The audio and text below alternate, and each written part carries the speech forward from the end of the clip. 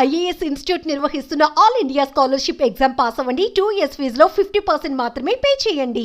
AP budget సమావేశాలు ప్రారంభమయ్యాయి. శాసనసభలో ఆర్థిక మంత్రి పయ్యావుల కేశవ్ రాష్ట్ర బడ్జెట్ ను ప్రవేశపెట్టారు. 2024-25 ఆర్థిక సంవత్సరానికి గాను మన రాష్ట్ర వార్షిక బడ్జెట్ ను మీ అనుమతితో గౌరవ సభ ముందు ఉంచుతున్నాను అధ్యక్ష. ఈ రోజు నేను ప్రవేశపెడుతున్న బడ్జెట్ ప్రతిపాదనల ప్రాముఖ్యత అంకెలకు మించినది. మన రాష్ట్రాన్ని కాపాడాలని అపూర్వమైన తీర్పునిచ్చిన ప్రజల సంకల్పానికి ఇది ప్రతిబింబం. 2024-25 ఆర్థిక సంవత్సరానికి 2,90,000 కోట్లతో వార్షిక బడ్జెట్ ను సభ ముందుకు తీసుకొచ్చారు. బడ్జెట్ రెవెన్యూ వ్యయం అంచనా 2.34 లక్షల కోట్లు, అలాగే మూలధన వ్యయం అంచనా 32,712 కోట్లుగా పేర్కొన్నారు. ఈ ఏడాది మార్చిలో ఎన్నికల నోటిఫికేషన్ కు ముందు 4 నెలలకు గాను ఓటాన్ అకౌంట్ ను గత ప్రభుత్వం ప్రవేశపెట్టింది. అనంతరం అధికారంలోకి వచ్చిన కూటమి ప్రభుత్వం మరో 4 నెలలకు ఓటాన్ అకౌంట్ ప్రవేశపెట్టింది.